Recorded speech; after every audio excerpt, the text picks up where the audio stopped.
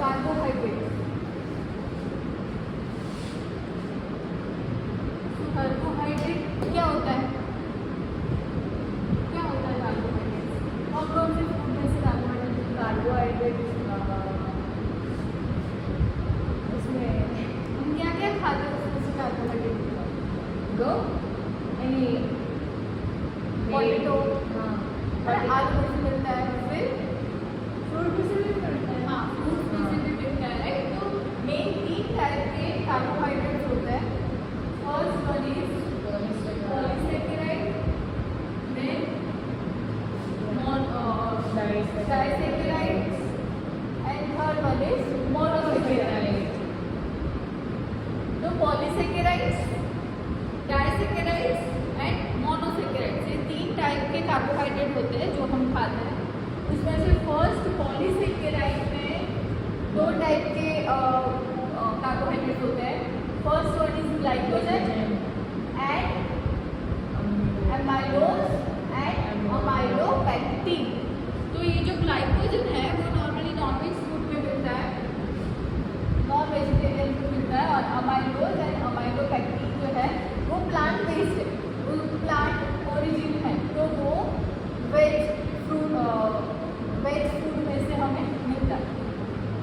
Then दूसरा है disaccharides.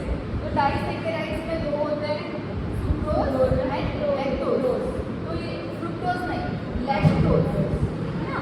Disaccharide में 2 टाइप के कार्बोहाइड्रेट्स आते हैं, सुक्रोज एंड लैक्टोज।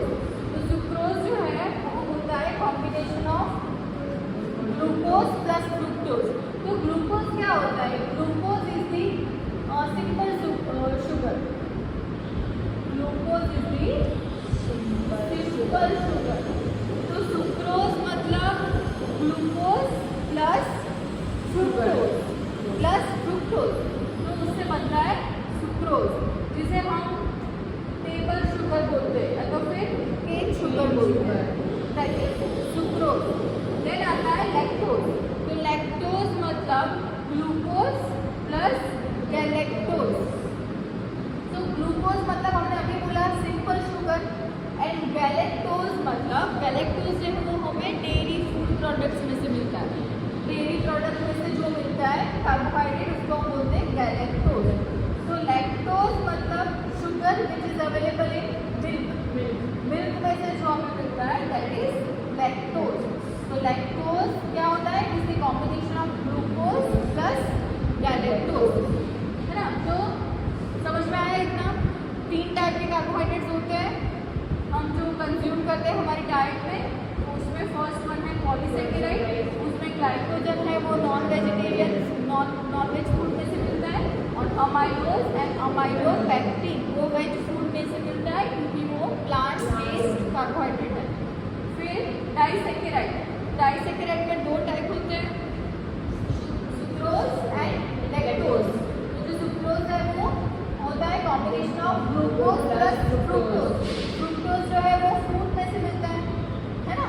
फ्रुक्टोज जो है वो फ्रूट्स में से मिलता है, फिर कुछ वेजिटेबल्स में से भी मिलता है, हनी में से मिलता है। तो ये प्लांट बेस्ड है फ्रुक्टोज। तो glucose plus fructose is equal to sucrose, उसको हम बोलते हैं टेबल शुगर। फिर लैक्टोज जो हमें मिलता है फ्रॉम दी मिल्क, वो होता है combination of glucose plus galactose. Galactose मतलब डेयरी प्रोडक्ट में से जो मिलता है, और ग्लूकोज मतलब सिंपल शुगर। फिर तीसरा है मोनोसेकेराइड्स। तो मोनोसेकेराइड्स में भी 3 टाइप के कार्बोहाइड्रेट्स होते हैं, ग्लूकोज, फ्रुक्टोज एंड गैलेक्टोज। तो ग्लूकोज जैसे हमने अभी बोला that is simple sugar, fructose जो प्लांट बेस्ड सिंपल शुगर है जो हमें फ्रूट में से, वेजिटेबल्स में से, हनी में से मिलता है। फिर है गैलेक्टोज। तो गैलेक्टोज हमें मिलता है डेयरी प्रोडक्ट्स। समझ में आया? तो ये था बेसिक इंट्रोडक्शन ऑफ कार्बोहाइड्रेट। अभी आएगा डाइजेशन ऑफ द कार्बोहाइड्रेट। तो ये जो कार्बोहाइड्रेट्स हमने देखे वो सारे कार्बोहाइड्रेट्स हम हमारे डेली लाइफ में कंज्यूम करते हैं, राइट। तो अभी उसको हम कंज्यूम करते हैं तो उसका डाइजेशन कैसे होता है? तो फर्स्ट फ्रॉम द माउथ हमने वो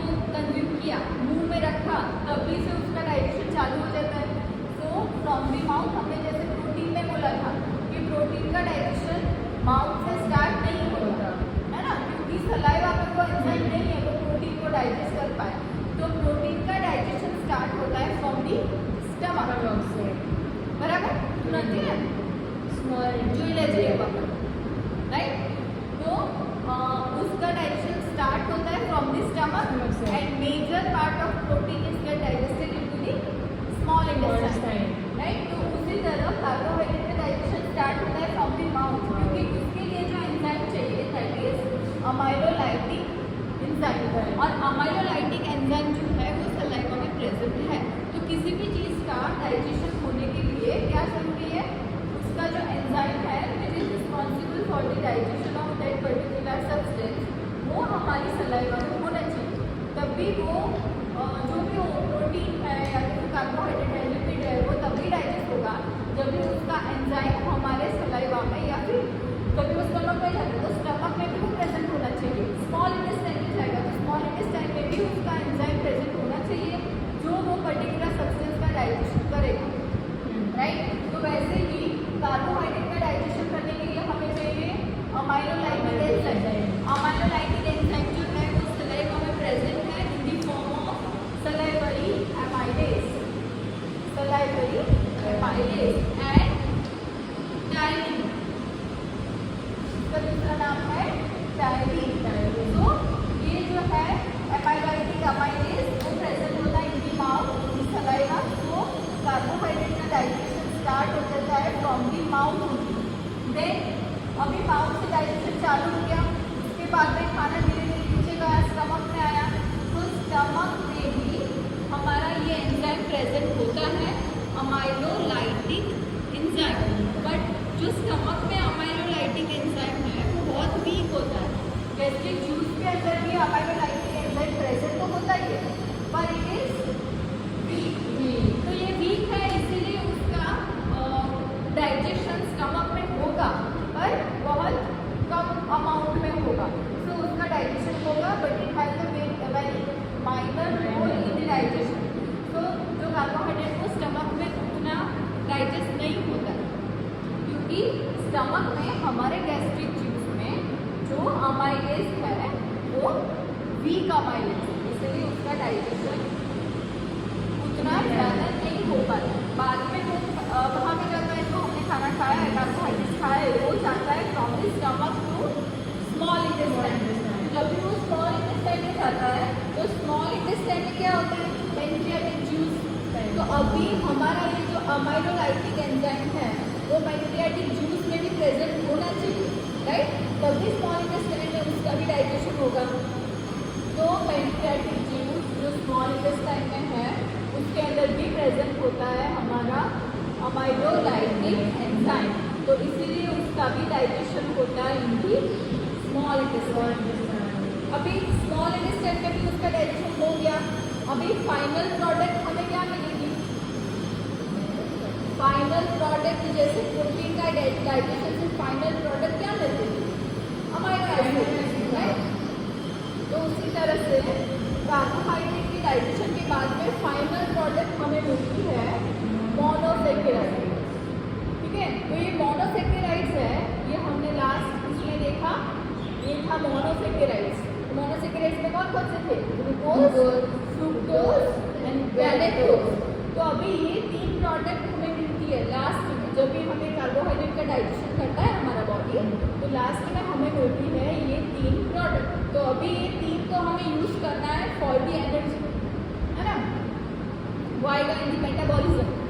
तो ये फाइनली हमें ये तीन प्रोडक्ट मिलेगी, उसमें से ग्लूकोज सबसे ज़्यादा होगा, 80% of carbohydrate digestion final product is glucose, और गैलेक्टोज और फ्रुक्टोज दोनों मिला के होगा 20%।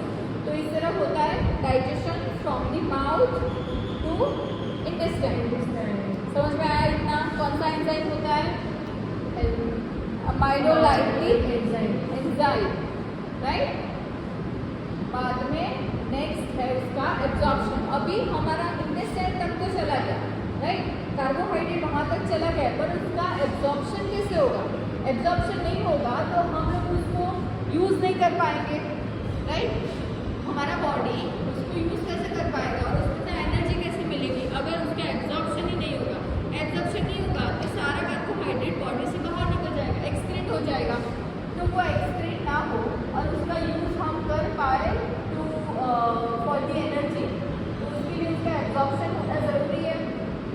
एब्जॉर्प्शन होता है, अभी हमें देखा था कि स्मॉल इंटेस्टाइन में है carbohydrate 3 form, glucose, galactose and fructose. ये 3 फॉर्म में थे। मैक्सिमम था glucose that is 80% and galactose and fructose था दोनों मिला के 20%।